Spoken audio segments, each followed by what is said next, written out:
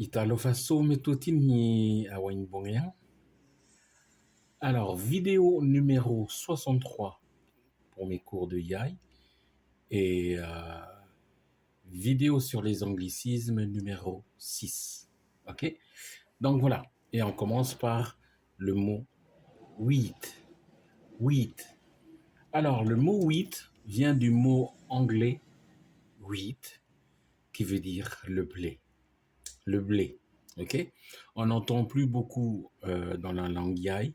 Et si vous voulez lisez la Bible en Yai et que vous tombez sur ce mot H-W-I-T, ça se prononce wheat et ça vient du mot wheat en anglais, W-H-E-A-T, ok? W-H-E-A-T, wheat, qui veut dire le blé. Si je vous donne une phrase en Yai, Haba at ame behono wheat ame he tawat kahango e. Je relis. Haba at ame behono wheat ame he tawat kahango e. Ce qui veut dire celui qui retient le blé est maudit du peuple. Retenir dans le sens être avare, hein, ne pas le vendre, ne pas le donner. Ok? Voilà. Ensuite, vous avez le mot goal. Goal. Alors le mot gold, ça veut dire or, de l'or, hein, la matière, matériau, l'or, et ça vient de l'anglais gold. Gold. Et ça se rapproche plus de la prononciation américaine que de la prononciation du Royaume-Uni, ok? Parce que la prononciation british, donc d'Angleterre, il y a plutôt une petite diphtongue, il va dire gold, gold, ok? Alors que la prononciation américaine, c'est plutôt gold. Gold. Donc, on entend un peu un O qui est long. Gold. OK?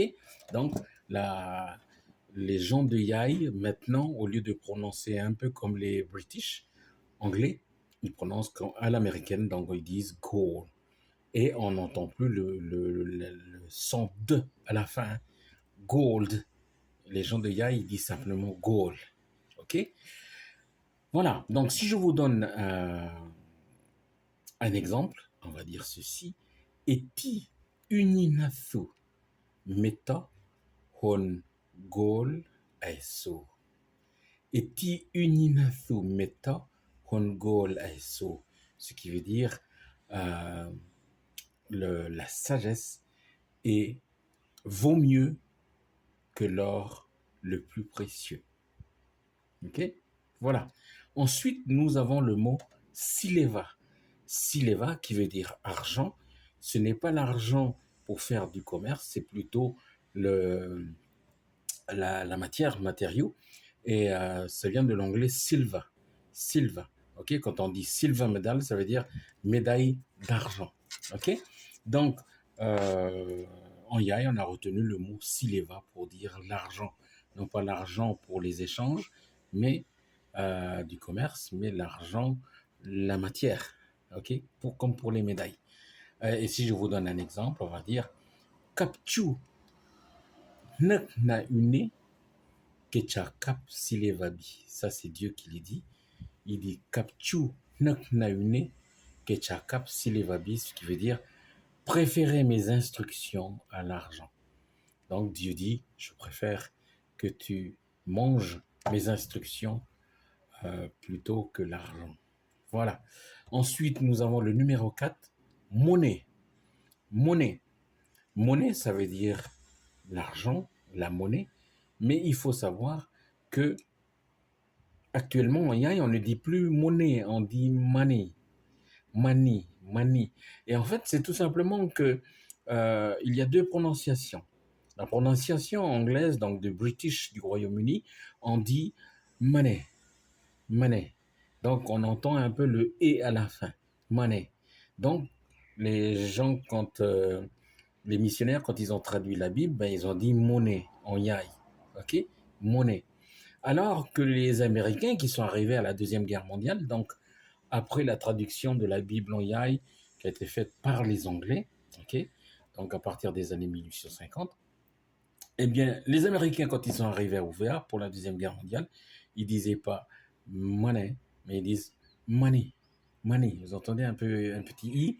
Donc à partir juste, je pense à partir de la Deuxième Guerre mondiale, donc 39-45, à partir de cette période-là, les gens de Yai ne disaient plus monnaie comme les Anglais d'Angleterre ou du Royaume-Uni, parce qu'eux ils disent money, mais ils disaient money à cause des Américains qui disaient money, money. Ok? Donc voilà, je vous donne un exemple. Ahiabut hom tang monnaie. Ahiabut hom tang monnaie, ça veut dire il a pris avec lui le sac d'argent. Il a pris avec lui le sac d'argent. Et vous voyez que là, on parle de l'argent pour les échanges, pour le commerce, pour la vente. OK? Et nous terminons avec le mot pénina. Pénina traduit le mot en français perle, les perles. Mais je pense que comme il y a une version de la Bible anglaise qui, au lieu de parler de perles précieuses, il parle plutôt de rubis, donc de ruby ou rubies en anglais. Je pense que les missionnaires, en essayant de faire traduire ça par les gens d'Ouvéa, les gens de Yaï, quand ils ont traduit la Bible, eh bien, il y a eu un petit malentendu entre les perles et le rubis, la pierre précieuse. Donc, ils sont restés, ils ont dit comme ça, bon, les perles, on va traduire par le mot penina, puisque l'anglais, on retient le mot penny en anglais, qui parle d'une certaine somme d'argent, une petite somme d'argent. Il parle aussi d'une pièce en bronze euh, anglais, ok? Donc, ils ont dit certainement qu'ils ont dit, allez, comme le penny en anglais, on dit penny, donc nous, on va dire penina. Je pense, hein, maintenant, je ne sais pas si ça a un rapport avec le français, parce que je pense que pearl, parce que normalement, le mot anglais pour perle, c'est pearl, ok? Donc, c'est loin de penina. Donc, je reste sur cette thèse-là. Exemple, Anin ae so meta hontaje penina. Anin ae so meta hontaje penina, ça veut dire car la sagesse vaut mieux que les perles. Car la sagesse vaut mieux que les perles. Oleti.